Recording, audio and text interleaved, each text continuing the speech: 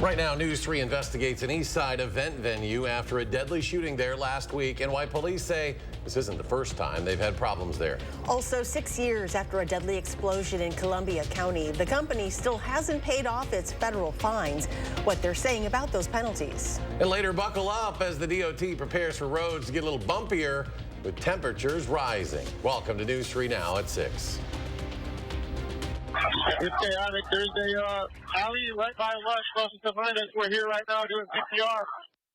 That's police scanner audio from just over a week ago when police responded to Lush on the east side after a man was shot and killed. The responding officer described the scene as chaotic, and later in that recording, police can be heard calling for backup to help control the crowd of people that had been partying just moments before. Our investigative team has been looking into the business, and as they found out, Lush is no stranger to chaotic scenes. Braden Ross has the story. Yeah, I dug through the records and found police had been called to Lush 30 times in just the last 6 months. Madison Police Chief Sean Barnes tells me police have tried to mitigate issues there in the past, and since the shooting, they're taking things even further. There are still shots being fired.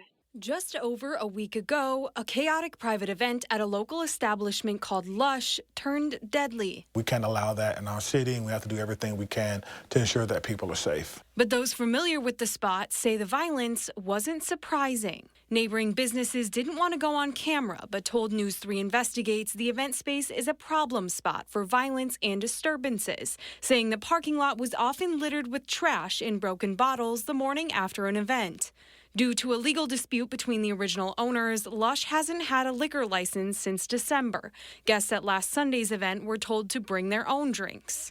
Records show almost 36 calls for service to the location in just the last 6 months, for everything from burglary to battery. It's a track record Madison Police Chief Sean Barnes says was on their radar. We want to identify early any location that becomes a location for repeat incidents and work through that problem. And we had tried to do that with Lush Lounge. We had reached out to the owners. We had offered some suggestions. Some of those were followed, some of those were not. Since the deadly shooting, police say they're taking steps to prevent future violence. We did serve a temporary restraining order on the Lush Lounge last week, and that's to halt things until we can do a deeper dive into what may be going on to see if they should be allowed to operate as a business. Chief Barnes says it's all about accountability. You have some responsibility to ensure that it is a safe environment for your customers. And if you can't do that, then unfortunately there are some civil remedies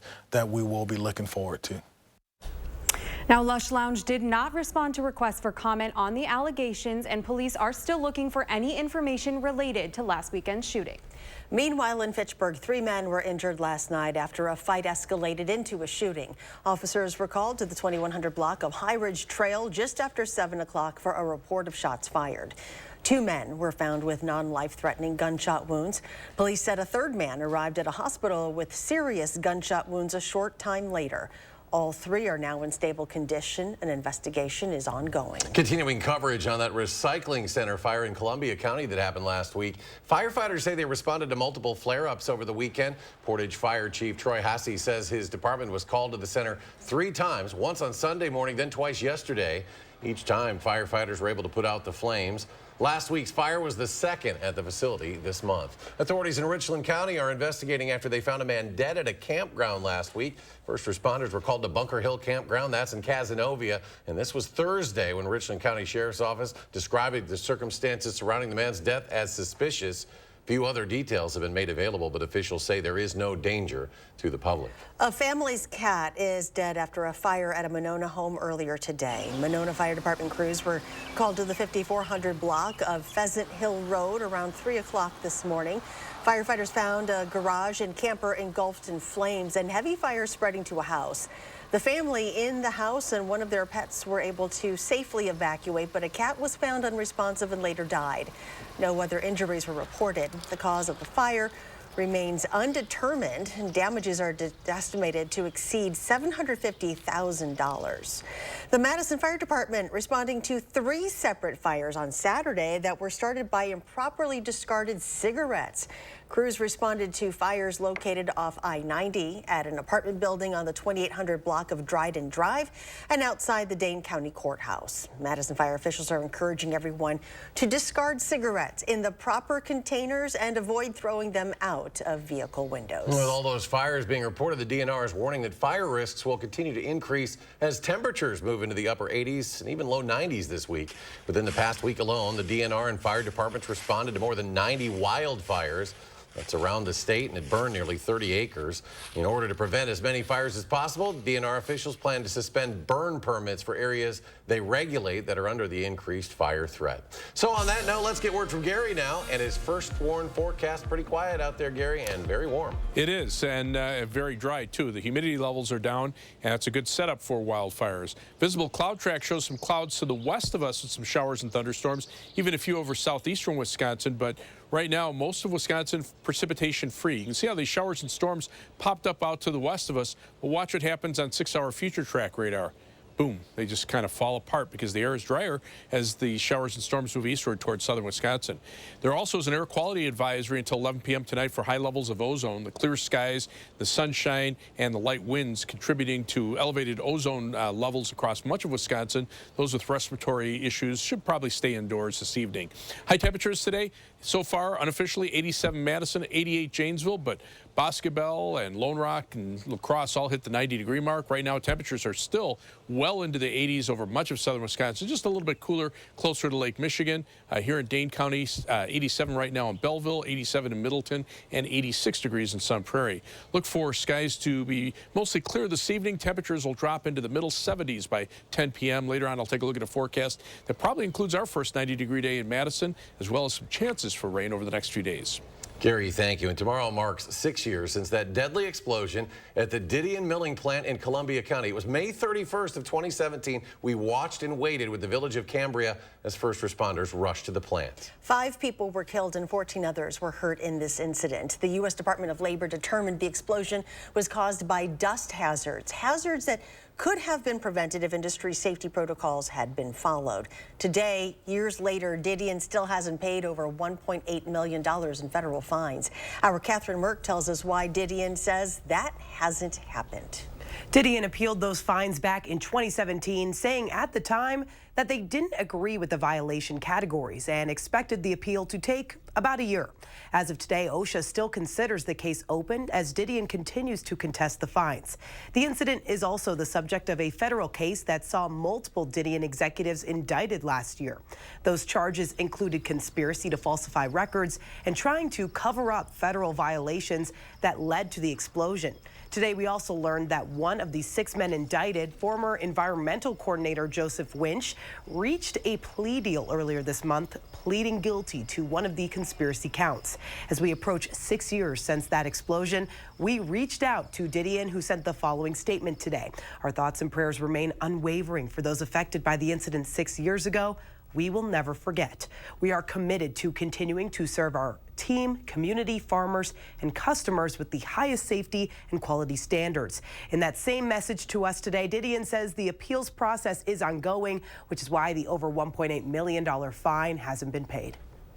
Meanwhile, an investigation continues in Sauk County as officials work to determine what caused a train to derail near Devil's Lake State Park. Conservation wardens told us 2 train cars derailed, but they were not carrying hazardous materials. There are no public safety concerns at this time, and the park remains open. The railroad company is working on a cleanup plan, but authorities have not identified that company. No injuries were reported. One of Madison's busiest intersections is now closed for construction. Half of the intersection of Regent Street and Park Street will be closed while crews work to install a sanitary sewer. This closure in the area will include no northbound traffic on Park Street across Regent Street and no southbound left turns from Park Street onto Regent Street. The closure began at 6 o'clock this morning and is expected to last until this Saturday, June 3rd. When we come back, a popular app that lets students apply to hundreds of colleges is making some changes ahead, dealing with race and ethnicity. Plus, the FDA is considering a simple 1-page sheet for prescriptions to help people use them properly. Stay with us.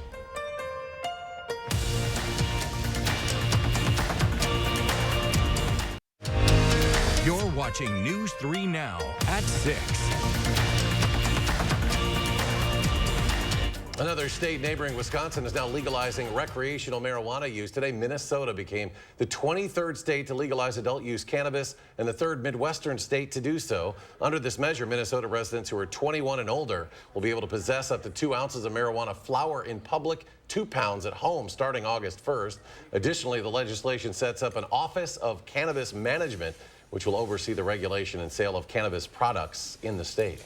The FDA wants to make it easier to understand how to safely take prescription medication. The proposal is a one-page guide that would include the drug's name, what it's used for, safety information, common side effects, and directions on how to take it. The FDA says nearly 75% of Americans have had trouble taking their medicines as directed.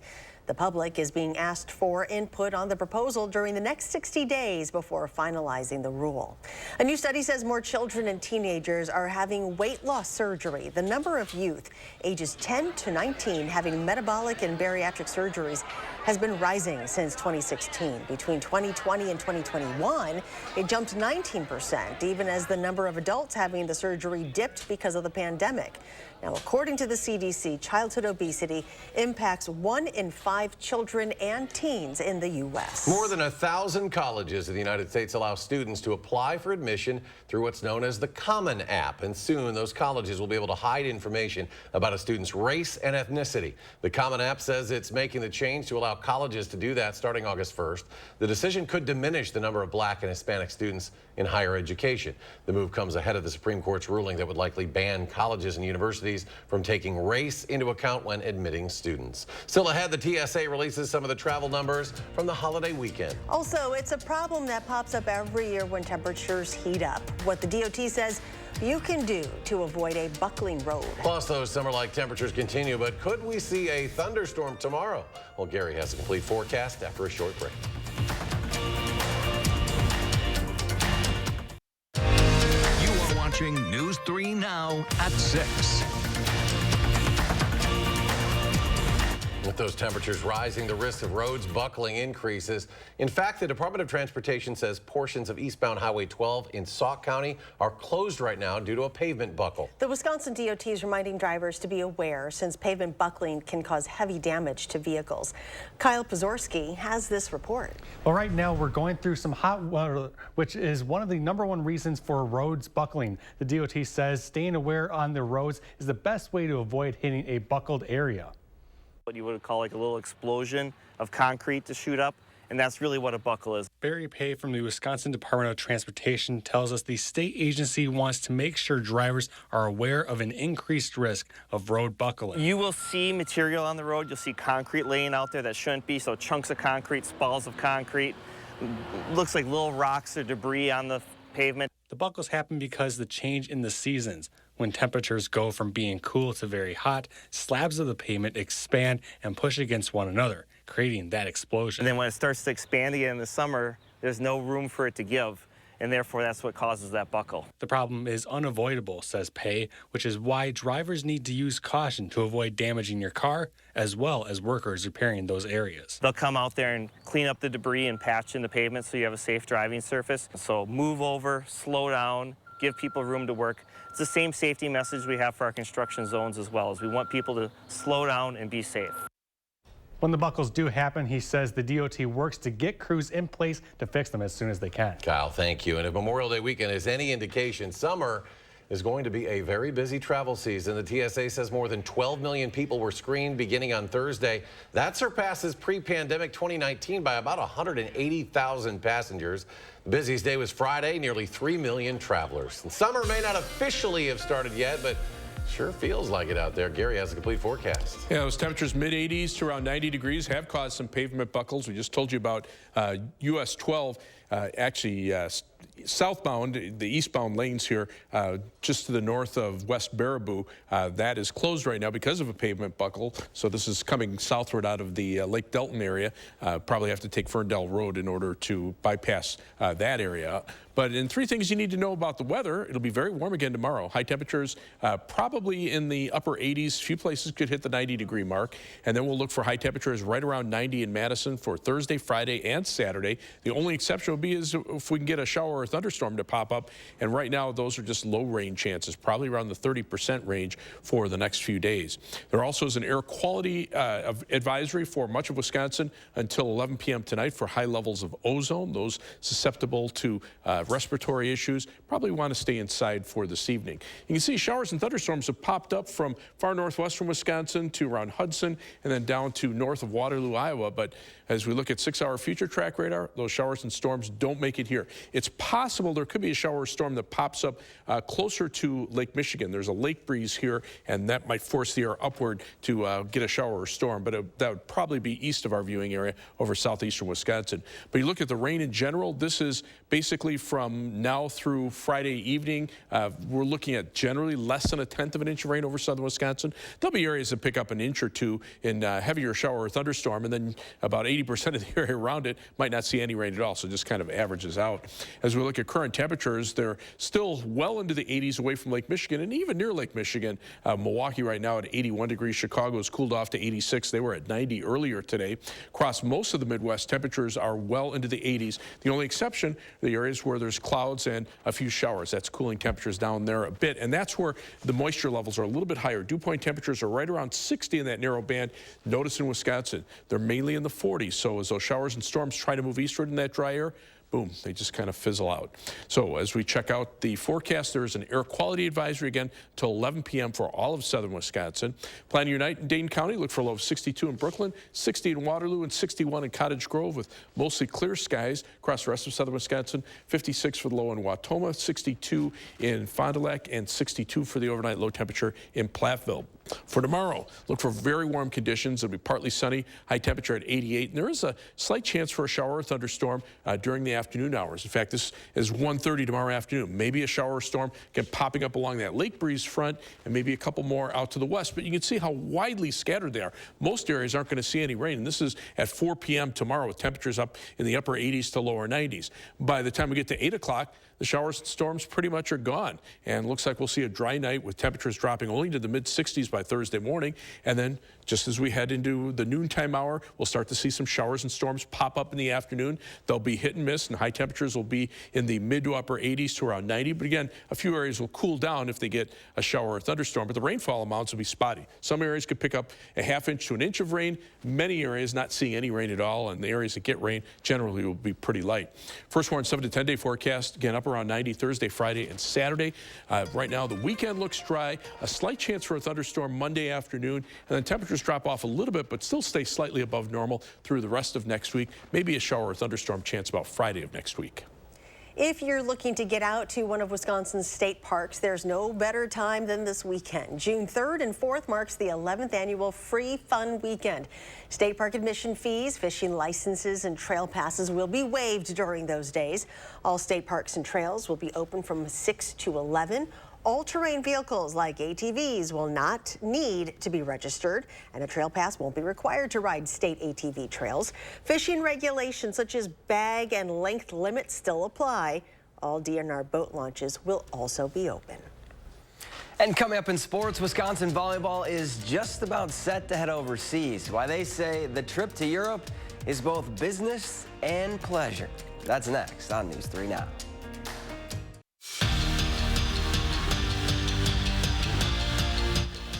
In 3 days, the Wisconsin volleyball team will embark on their 2-week foreign tour in Europe, where they'll play 7 matches against high-level competition. And all 15 Badgers will be making the trip, so not only will they get extra practices together, but Kelly Sheffield's squad will get in-game competition, which will help them get ready for the upcoming season, and that's a win-win. And yeah, they're going over there to win, too. It's just being together and just growing, experiencing new things. Getting out of your comfort zone is a really big part of this. Creating memories, playing against hopefully high-level competition along the way, and getting a month of training. We've definitely set that standard, like, hey, this isn't just a vacation. This is where we're going to get better. We're going to play against really good teams with really good players, and this is another opportunity for us to get better. But the excursion isn't just a business trip. The Badgers plan on sprinkling in some fun during their stops in Turkey, Slovenia, Italy, and Switzerland to experience the different cultures, try new foods, and just see the sights. And with stop number 1 on the tour, a homecoming for Gigi, This group can't wait to experience it all together with their teammate as a tour guide.